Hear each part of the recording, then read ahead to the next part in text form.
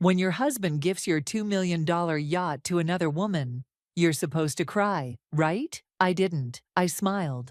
Because he didn't know the papers he signed that week weren't just for the yacht, they were for everything. And what came next shook his entire empire. Hey, this is my story. Not of heartbreak, but of awakening. If you've ever been underestimated, stay till the end, because what I did next will remind you that silence can be the loudest revenge.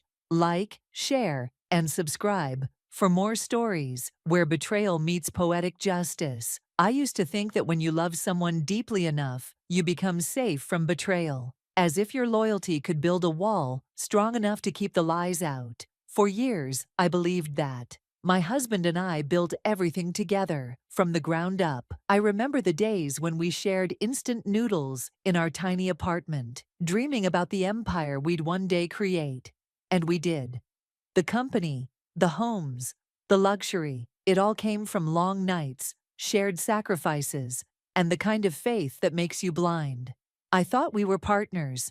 I thought I was his anchor. The first cracks started small. A missed dinner, a forgotten promise, the scent of perfume that didn't belong to me. I told myself it was stress, business trips, exhaustion, anything but what my heart already knew.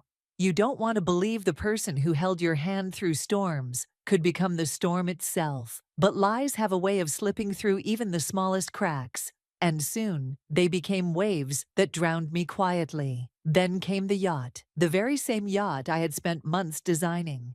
Every curve, every detail, every touch was meant to reflect us. Our initials engraved on the steering wheel, our song playing from the speakers during its first sail. It was supposed to be a symbol of how far we'd come, a reward for all the nights we went without sleep, for all the dreams we fought to keep alive.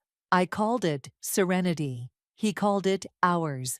Until one afternoon, scrolling through social media, I saw her, a young woman, barely in her late 20s, standing on my yacht, laughing, holding a glass of champagne, while he stood beside her, his arm around her waist. The caption read, "When he gifts you the ocean itself." My throat went dry. I stared at the screen, unable to move. The world tilted for a moment. It wasn't the betrayal itself that broke me. It was how casually it was displayed, like I was already a ghost in his story. People began whispering. Friends called to check in, their voices dripping with pity, disguised as concern. "Are you okay?" they asked, as if I was some fragile woman who'd crumble at the first sign of heartbreak. But they didn't know me. I didn't cry. I didn't scream. I didn't break a single thing in the house we once shared. I just sat there, quiet, feeling something colder than sadness, clarity. That day, I understood something powerful. The moment a man decides to humiliate you publicly, he gives you permission to destroy him privately. And so, I smiled. Not because I was fine, but because I finally saw what I had refused to see all along. He hadn't just gifted her my yacht.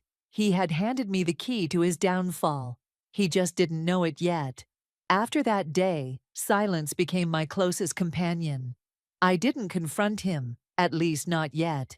I moved through the mansion like a ghost, invisible but alert. Every echo of laughter from his office, every whisper that stopped when I entered a room. It all told me the truth I no longer needed him to say aloud. The man I once called my husband had replaced love with spectacle. He didn't just betray me, he wanted the world to witness it.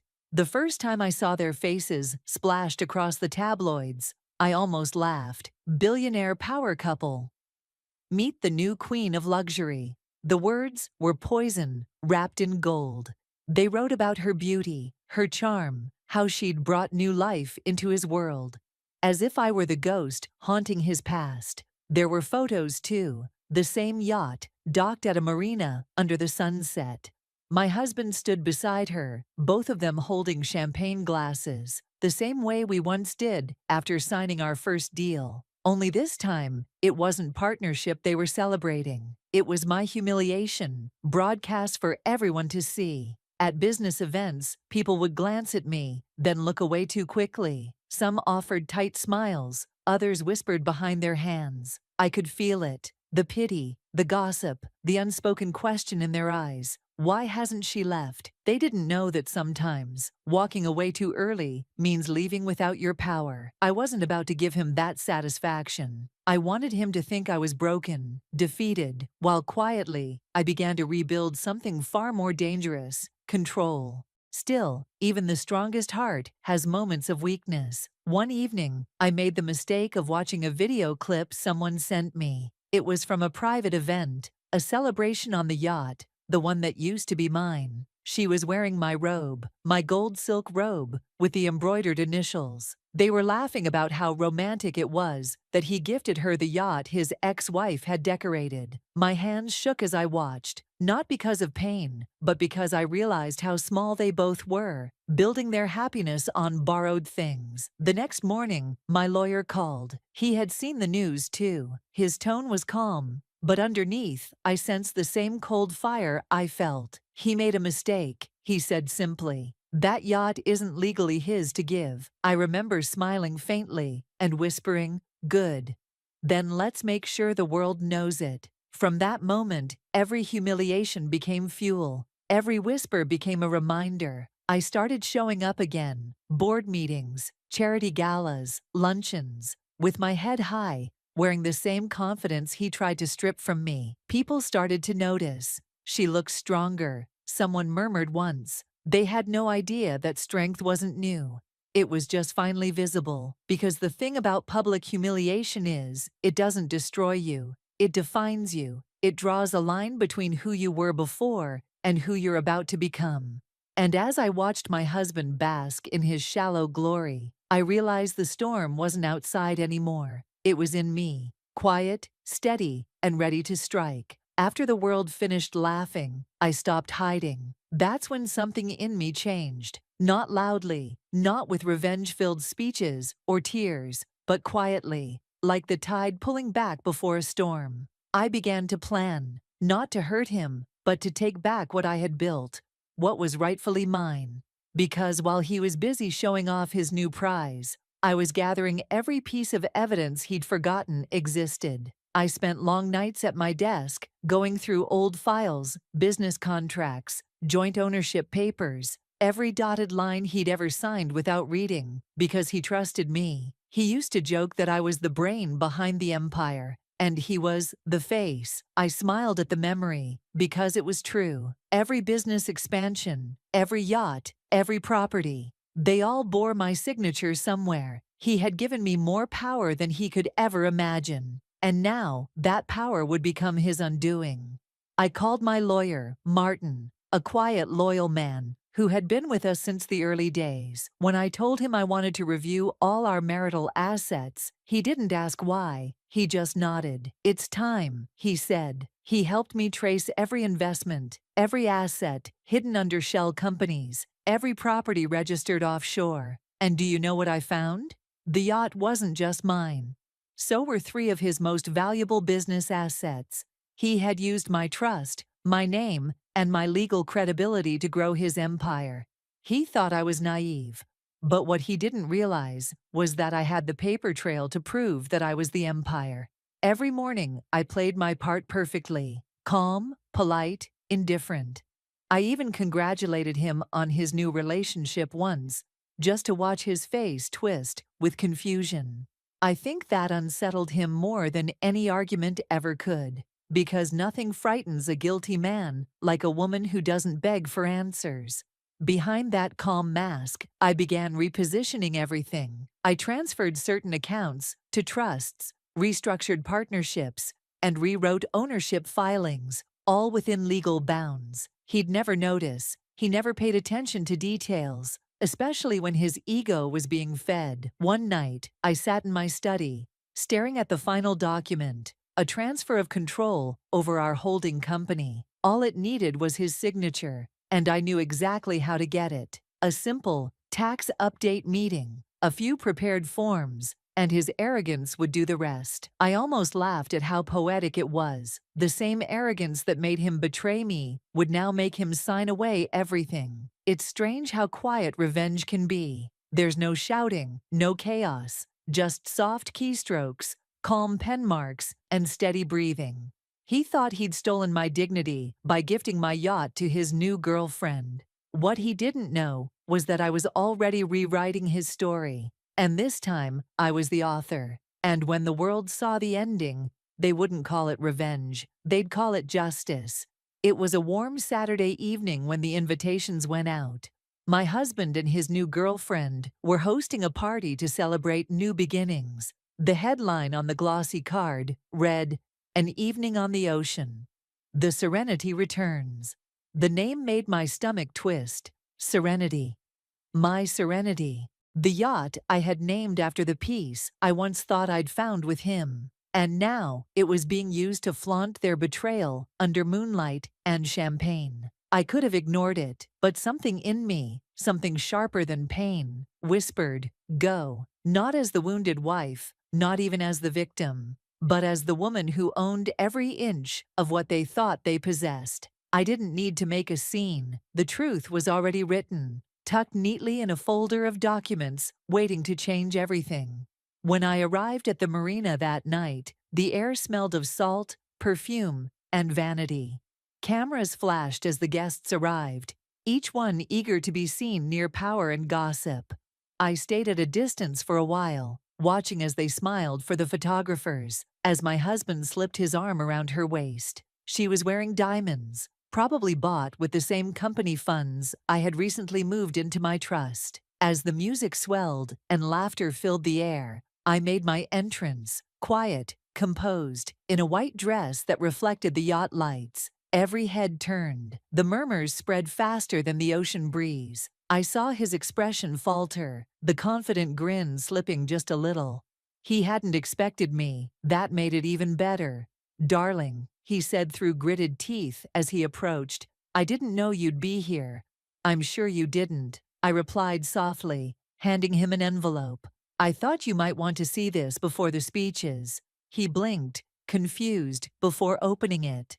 The color drained from his face as he read, "Notarized documents, showing that serenity was never legally his to gift. The title and registration were under my name, and copies had already been sent to every major financial news outlet, courtesy of my attorney." I didn't raise my voice. I didn't need to. The murmurs around us grew louder as words spread through the crowd like wildfire. His girlfriend came over, oblivious to the storm she was walking into. "What's going on?" she asked, her smile faltering. I turned to her and said calmly, "You might want to check your Instagram caption, sweetheart.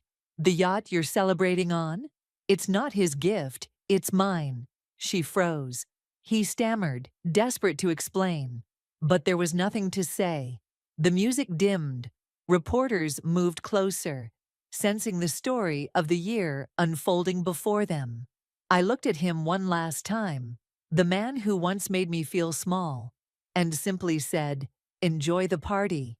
You're going to need the distraction." Then I turned and walked down the dock, the wind tugging at my hair, the sound of gasps and camera shutters echoing behind me. For the first time in months, I felt light, not because I'd embarrassed him, but because I'd taken back what was mine, with dignity, grace, and precision. That night, the headlines didn't read, "Billionaire's New Love Story." They read, "Wife Reclaims, Yacht in Shocking Legal Twist." And for the first time in a long time, I slept without bitterness. Because power doesn't always roar. Sometimes, it sails away in silence, smiling. By morning, the story had spread like wildfire. News anchors, business blogs, even gossip channels were replaying the footage from the yacht party. The billionaire who gifted his wife's yacht to another woman, now publicly humiliated, stripped of his pride, and questioned by his own investors.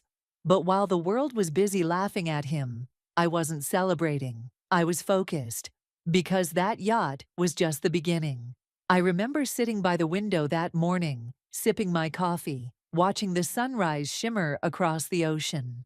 My phone buzzed endlessly. Messages, calls, interviews. I ignored them all. I wasn't ready to speak yet, not until the next step was complete. You see, he had mocked my silence for months, but he never understood that silence isn't weakness. It's preparation. Later that afternoon, I met Martin, my lawyer, in his office overlooking the bay. It's time, I told him. We filed the documents I had been preparing for weeks, the ones that transferred controlling shares of our company into my name. He had signed them himself, weeks earlier, during a supposed tax restructuring. I almost smiled, remembering how casually he had done it. Too busy texting his girlfriend to read the fine print. The empire he thought was his, the empire I helped him build, was now legally mine. By evening, his world began to crumble. His business partners called emergency meetings. Accounts were frozen. Contracts were halted. His lawyers couldn't explain what happened because everything had been done legally, transparently, quietly. He wasn't being robbed. He had handed it all over, out of arrogance and neglect.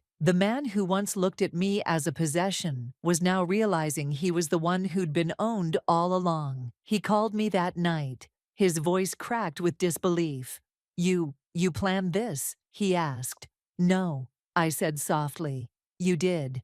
There was silence on the line. Then, for the first time in years, he whispered my name, not with authority, but with fear. When the press conference happened the next morning, I stood in front of the cameras, composed and clear. I didn't talk about betrayal or heartbreak. I spoke about integrity, leadership, and resilience.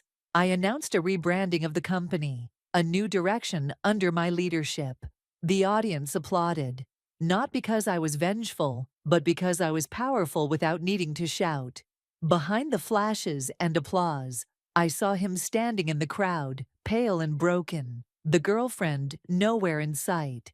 For a brief second, our eyes met, and I realized something. I didn't hate him anymore. He had already punished himself by losing the only thing he could never buy back: respect. That was the moment I understood the true definition of power. It's not about revenge or money. It's about peace. It's about knowing that no matter how much someone tries to destroy you, you can rise, elegantly, deliberately, and with everything they once tried to take from you. He gave me humiliation. I gave him silence. He gave her a yacht. I took the ocean. The days that followed were eerily quiet, not for me, but for him. The man who once filled rooms with his arrogance had vanished from the spotlight.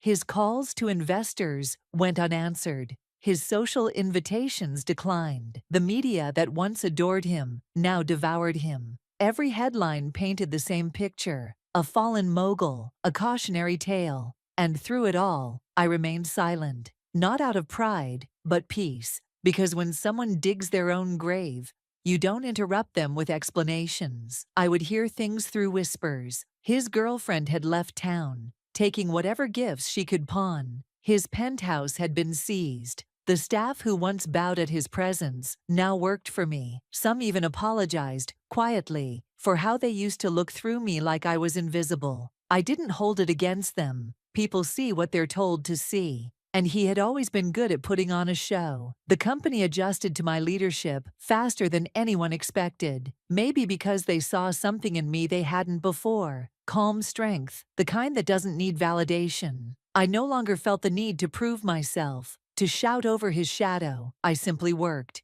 Every decision measured, every plan deliberate. And the more I built, the more his empire faded from memory. It wasn't destruction. It was replacement. Quiet, graceful, and complete. But even victory carries echoes of pain. Late at night, I'd sometimes catch myself staring at old photographs of us smiling, of simpler times before ambition and betrayal twisted everything. I didn't miss him. I missed the version of myself that still believed love was enough to protect you from cruelty. That innocence was gone, but I didn't mourn it anymore. It had done its job. It had taught me what strength really looks like. One evening, I received an envelope at my office. Inside was a handwritten letter, his handwriting, shaky and unfamiliar. He apologized, said he'd lost himself chasing admiration that never meant anything. Said he understood, now, why I never raised my voice. Because silence speaks louder than vengeance ever could. I didn't reply. I didn't need to. Some chapters deserve no sequel. I went home that night and stood by the window overlooking the sea. The waves shimmered under the moonlight, calm and endless. I realized how poetic it was. The same ocean that once carried my heartbreak now reflected my peace. I thought of all the noise, the chaos, the humiliation, and how it had all led to this, the stillness after the storm. The truth is, silence isn't emptiness, it's power, patience, and understanding. The man who once shouted the loudest was gone, and the woman he tried to silence now owned everything he left behind. Not out of vengeance, but survival. He fell loudly, I rose quietly, and in the end, the silence was mine to keep. Months passed, and the world moved on. Scandals fade faster than the tide. The headlines that once fed on my pain had found new prey. But I wasn't the same woman anymore. The woman who once built her life around a man's approval had become her own foundation. I no longer woke up wondering if I was enough. I woke up knowing I was, and always had been. One morning, I decided to sail again. Serenity had been restored, repainted, and reclaimed. As the yacht glided across the open water, I felt the wind brush against my skin like an old friend. The ocean no longer reminded me of betrayal. It reminded me of freedom. I stood at the deck, looking out into the endless blue, and for the first time in years, I didn't feel anger or even victory. I felt gratitude. Gratitude for the lessons pain had carved into me, for the courage that silence had gifted me, and for the woman I had become in the ruins of what once was. I thought about how strange it is that sometimes what breaks you also rebuilds you, only stronger, wiser, quieter. If I had never been humiliated, I might have never known my own strength. If he hadn't given away what was mine, I might have never realized that my value was never tied to what I owned, but who I was when everything was taken from me. As the sun began to set, the horizon painted itself in gold and rose. I caught my reflection in the glass, not the broken wife, not the betrayed woman, but someone entirely new, someone who had walked through fire without burning, who had been dragged through humiliation and come out shining. I smiled at that reflection. She looked peaceful. She looked free. I started mentoring young women after that, women who had been silenced, overlooked, or betrayed. I told them my story not to boast, but to remind them that power doesn't always roar. Sometimes it whispers. Sometimes it signs quietly, behind a closed door. Sometimes it simply walks away without turning back. Because revenge is temporary, but self-respect lasts forever. I remember one girl asked me once, "How did you forgive him?" I told her the truth. I didn't need to. Forgiveness means it still matters. It doesn't. That night, as the yacht sailed back toward shore, city lights flickered in the distance, like stars that had fallen just for me. I closed my eyes and let the sound of the water carry me. Everything he took, I had regained in double, not in wealth, but in peace. And as I stepped off the yacht, I looked back once more and whispered, "You gave her a yacht, but you gave me freedom." Because sometimes life doesn't give you closure. It gives you a mirror. And when I finally looked into mine, I didn't see revenge. I saw rebirth. If this story reminded you that silence can be power, hit that like button. Comment, "I rise," if you've ever rebuilt yourself after betrayal. And subscribe for more stories where love may fail, but strength always wins. Because queens don't chase yachts, they own oceans.